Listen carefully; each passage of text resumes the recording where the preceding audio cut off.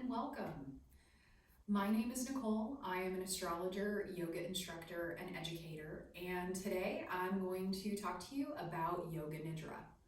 If you already know about Yoga Nidra and you're ready to practice, there is an audio recording that complements this video. So you can just go straight to the audio, just set up your mat in your area the way that you'd like your Yoga Nidra practice to be set up. If you want to know how to get it set up for home practice, you're in the right place. But first, let's talk about what it actually is. So Yoga Nidra is a practice that will unite, or a practice that over time unites in a very beautiful way mind, body, and spirit. And we talk about this quite often in a yoga class. It is one of the definitions of yoga, one of the many definitions, uniting, bringing together, getting things in alignment. And Nidra is sleep. That's the literal translation from Sanskrit. However, during a Yoga Nidra practice, the ultimate goal, you could even say the advanced version of Yoga Nidra, is not falling asleep during the practice.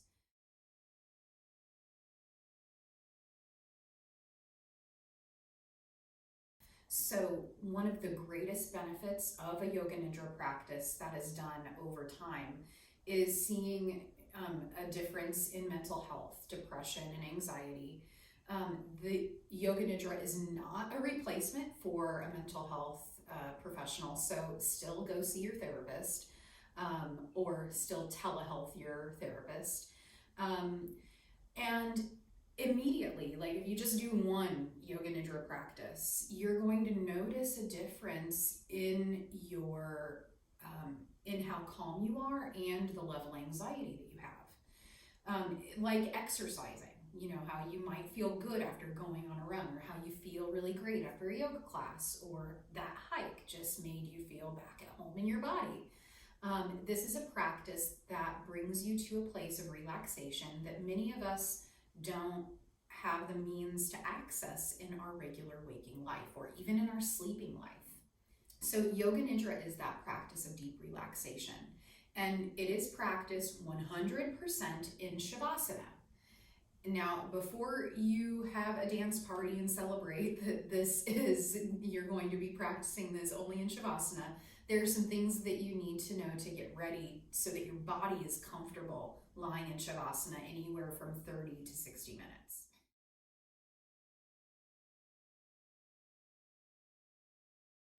So what do you need? What props are most necessary? I would recommend some throw pillows.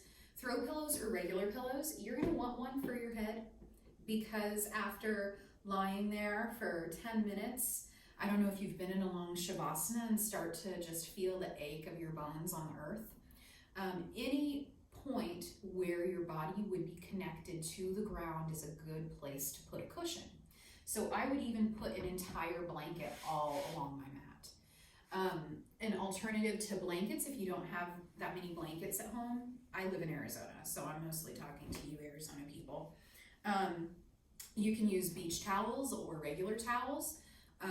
This particular towel I would use to roll, and use this roll underneath my knees in lieu of a bolster if you don't have a bolster at home, which many of us don't have bolsters at home, and that's okay. So this I would roll up and put underneath my thighs for a release of the low back. What else? Things that you don't even think are going to start to hurt might hurt, like your elbows. Making sure that all of those points of your body are very cushy, cozy, comfortable. Now, you might be thinking, well, can I practice this in my bed? Yes, you can. There is probably no Yoga Nidra police task force that's going to come around and make you do this on a mat. So feel free to do this in your bed.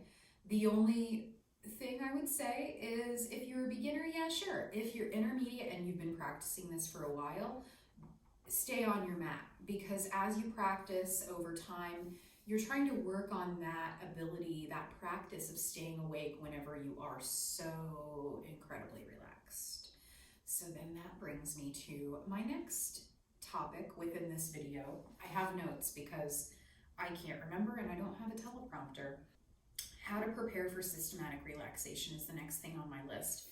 The best way that you can prepare for a deep relaxation such as this is to get some exercise in beforehand. It doesn't have to be immediately before, or if you can't get out and exercise or you can't stay in an exercise, move the spine in all the ways that it goes.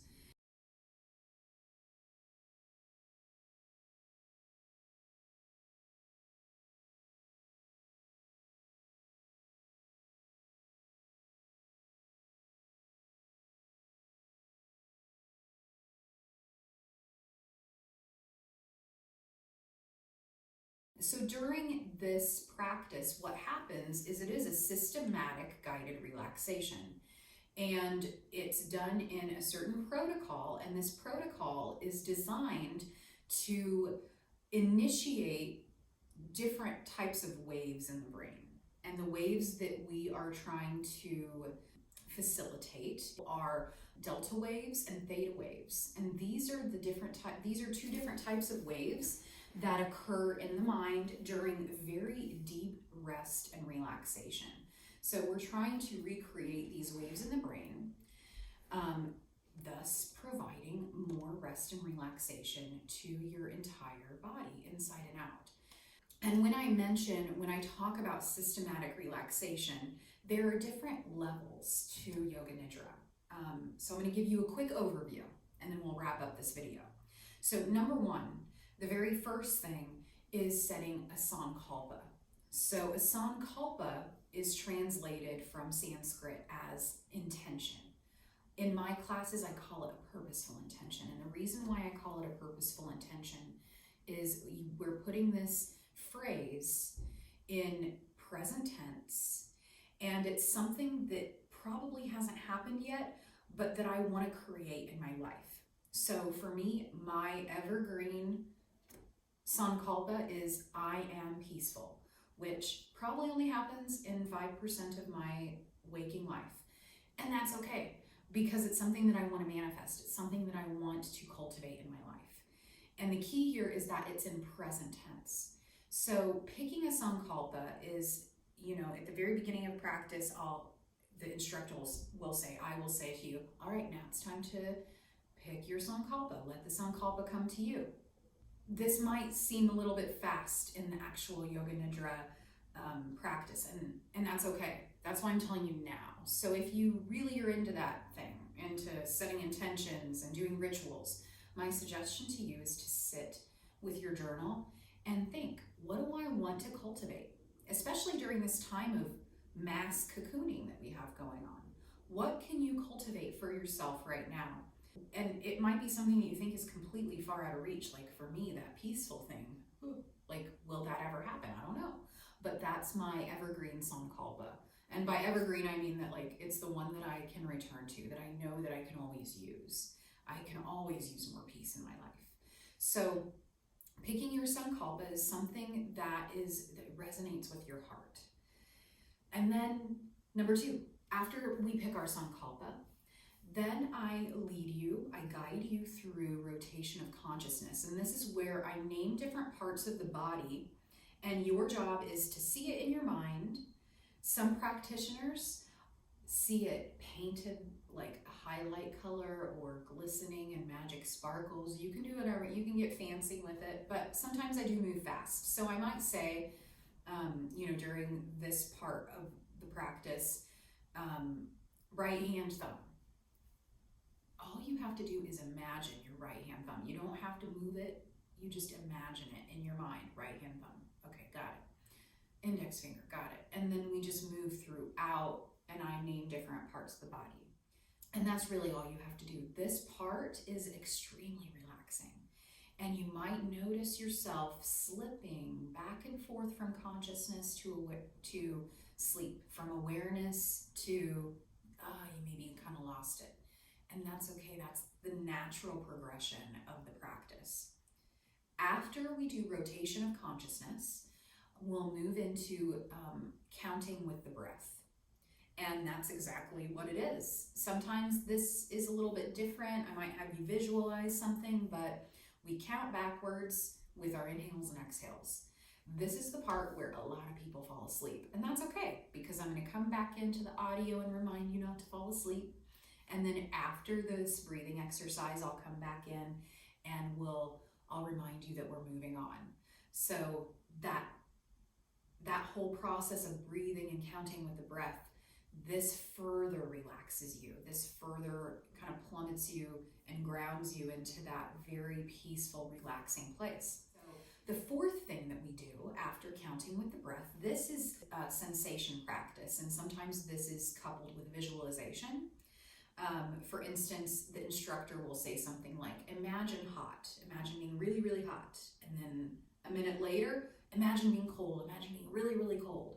So you might have these polarities of sensation that you are asked to remember or kind of cultivate that feeling in your body using your imagination.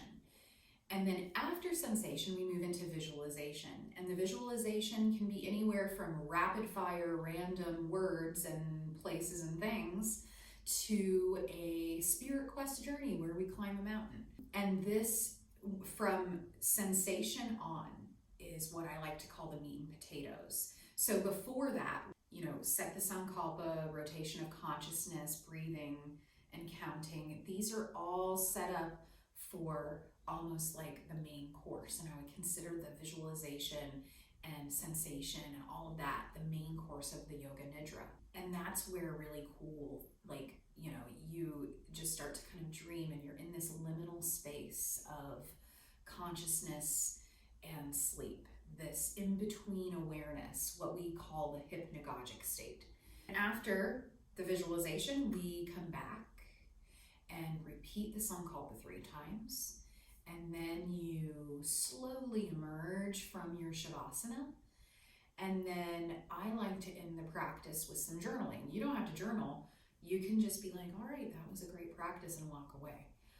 Yoga Nidra is a beautiful practice because it can be just that, your relaxation practice, or it can be a defining ritual that you use throughout the moon cycles. So as an astrologer, I have more information on this on my website. If you want to visit it, it's NicoleReneeK.com. Otherwise, I hope that you will join me for the Yoga Nidra practice that accompanies this video. Thank you so much for watching. The student in me salutes the teacher in each of you. Thank you all. Many blessings to you.